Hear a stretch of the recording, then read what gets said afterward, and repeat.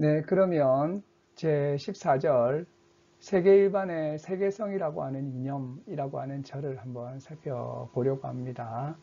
이제 본격적으로 세계에 대해서 이야기를 하고 있는데요. 우리가 우선적으로 알아야 될 것이 있습니다.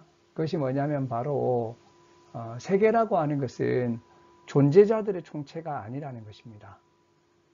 그래서 세계라고 하는 것은 존재자들의 총체가 아니다.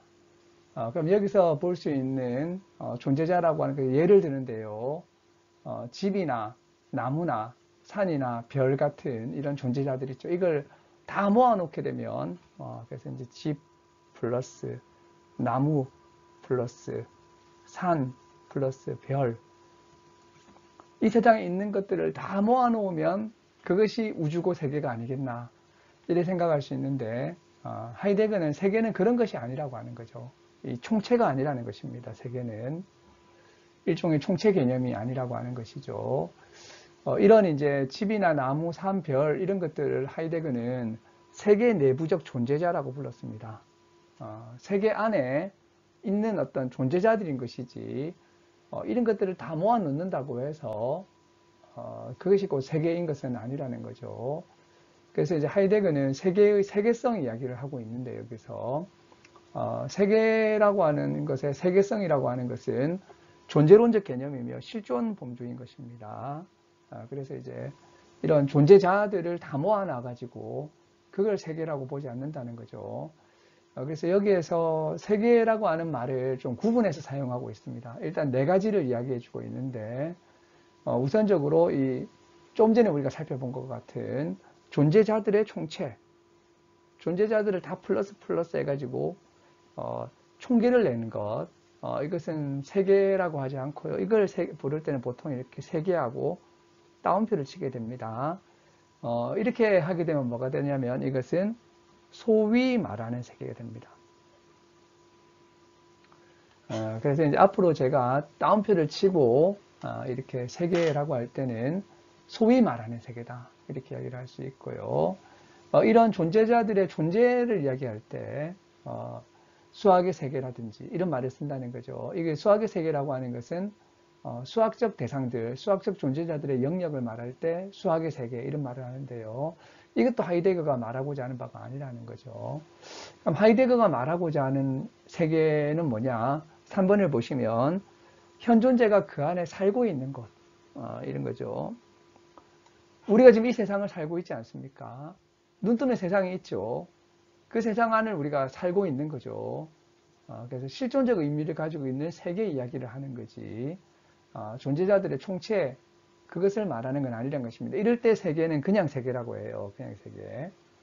자, 그래서 존재자들의 총체를 말할 때는 따옴표를 한 세계고, 이것은 사실 말해서는 소위 말하는 세계라는 것이고, 하이데거가 지금 말하고자 하는 세계는 바로 이제 현 존재가 살고 있는, 우리가 세상 안에 살고 있다. 이게 바로 이제 세계 내 존재의 세계 이야기인 것이죠.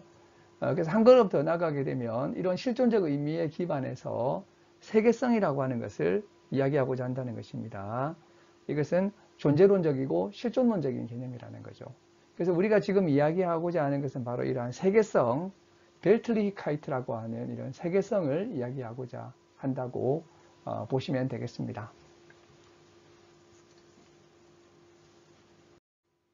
자, 이렇게 세계와 세계성을 이야기할 때 자연이라고 하는 것은 또 도대체 뭐냐 이렇게 물어볼 수 있다는 거죠.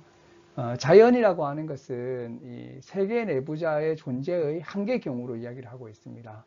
그래서 이제 자연은 결코 세계성을 이해하게 만들 수 없다는 거죠. 그래서 자연이라고 하는 것을 충분히 탐구해 가지고 우리가 이 자연을 통해서 세계를 이해할 수 있지 않겠느냐라고 생각할 수도 있겠지만 그렇지 않다는 거죠.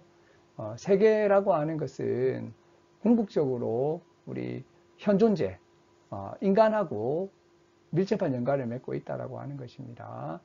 그래서 우리 현 존재가 세상을 살아가고 있는 그러한 실존적인 상황에서 바로 세계를 이해해야 된다라고 하는 거죠. 그래서 하이데거는 뭐라고 이야기하고 있습니까? 세계라고 하는 것도 현 존재에 가장 가까운 존재 양식인 평균적인 일상성에서 분석되어야 한다. 그러니까 우리의 일상적인 삶에서, 일상적인 생활에서 바로 세계를 분석해내고 알아봐야 된다라고 하는 거죠. 그럼 우리가 일상을 살아갈 때의 우리의 세계는 어떤 세계인가? 바로 움벨트, 주위 세계, 환경 세계라고 하는 것입니다. 자, 여기에서 이 움이라고 하는 단어가 매우 중요한데요. 움이라고 하는 것은 한편으로는 주위를 둘러싼다라고 하는 주위라고 하는 의미도 있고요. 주위. 그래서 움벨트라고 하는 것은 흔히 이제 환경 세계로도 번역이 되는 거죠. circumstance하고 거의 비슷한 것입니다. 그래서 이것을 환경 세계로 번역할 수도 있습니다. 또 하나는 이 움이라고 하는 전치사가 가지고 있는 것이 바로 위하여의 맥락이라는 거죠. 위하여. 움은 위하여, 목적하고도 연관되어 있다는 거죠. 자, 그래서 이 움벨트라고 하는 것은 뭡니까? 한편으로는 이제 주위라고 하는, 환경이라고 하는 의미도 갖고 있고, 목적하고도 연관이 되어 있다는 거죠. 이 두 개를 합친 것이 바로 이제 움벨트라고 할 수 있겠죠. 그래서 우리는 이 주위 세계에서 살아가고 있는데 여기에서 세계성으로 나아가게 된다는 거죠. 그리고 또 이제 이 주위라는 말에는 하나가 더 있다면 뭐가 있냐면 바로 공간적인 의미가 있죠. 그래서 이제 한편으로는 이 주위라고 하는 말 자체가 공간성을 의미하고 있기 때문에 여기에서 어디로 나가게 되냐면 바로 이제 실존론적 공간이라고 하는 이런 논의로 넘어가게 됩니다. 자, 그래서 이제 나라고 하는 것은 지금 우리가 가를 하고 있죠. 세계의 세계성. 가를 하고 있는데, 가는 세계성이 뭔지를 이야기하는 것이고, 나라고 하는 것은 데카르트와 비교를 해가지고, 이게 얼마나 독특하고 특별하고 차별이 되는가 이런 이야기를 하는 거죠. 데카르트나 칸트하고 이야기를 하는 것이고, 다라고 하는 것은 바로 이제 이 실존론적인 공간성 이야기까지 하게 됩니다.